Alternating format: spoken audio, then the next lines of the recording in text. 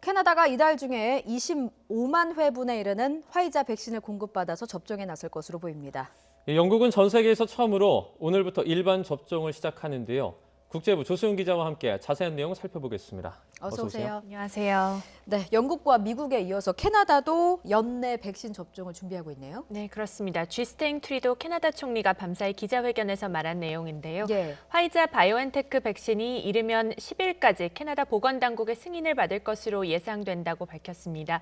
이에 따라 올해 말까지 캐나다 전역에 24만 9천 회 투여분의 백신이 배포된다는 설명입니다.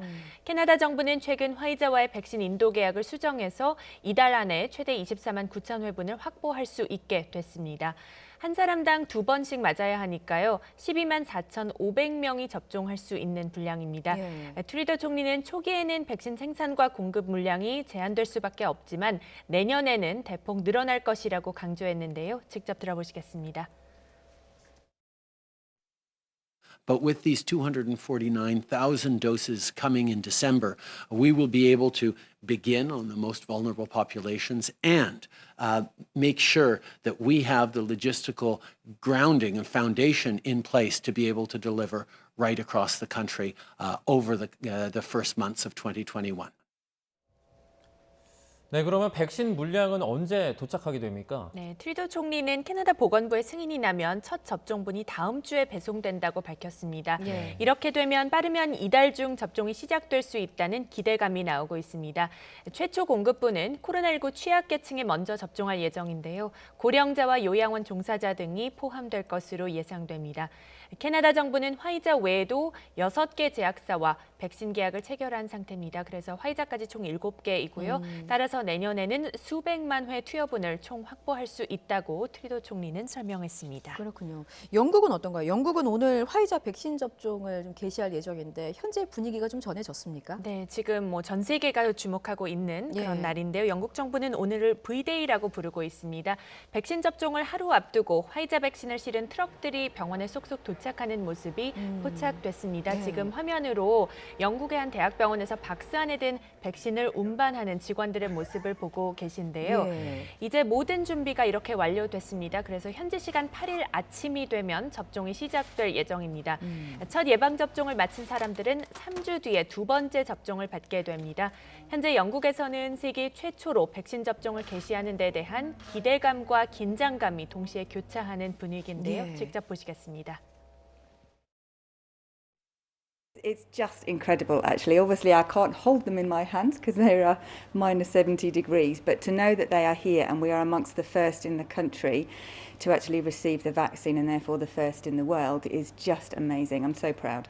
I think because it's a new thing, it's never been done. We've never had this opportunity before. I mean, with the flu jab, it's different because we get it every year, whereas this is a new vaccine for a new disease.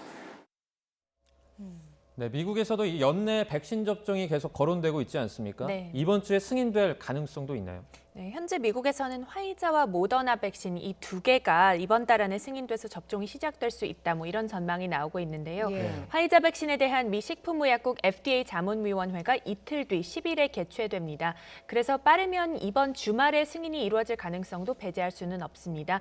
다만 다음 주 초가 조금 더 현실적으로 좀 유력하게 거론되고 있습니다. 모더나 백신 심의를 위한 FDA 자문위원회는 오는 17일로 예정돼 있어서 그 후에 승인이 이루어질 전망입니다. 예. 하지만 백신에 대한 기대감 속에 미 보건당국과 전문가들은 성탄절 악몽을 계속 경고하고 있습니다.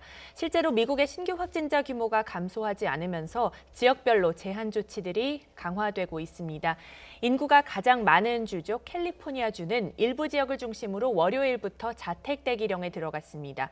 앞으로 3주 동안 이어지니까 효과는 좀 더 지켜봐야 할 것으로 보입니다. 예. 자, 끝으로 이 소식 하나 더 알아보겠습니다. 전 세계 수장과 경제 수장들이 모이는 다보스 포럼 일정이 코로나19 때문에 대폭 변경이 됐다고 해요. 네, 맞습니다. 세계 경제 포럼, 일명 다보스 포럼이 원래 매년 1월 스위스 다보스에서 개최돼 왔는데요.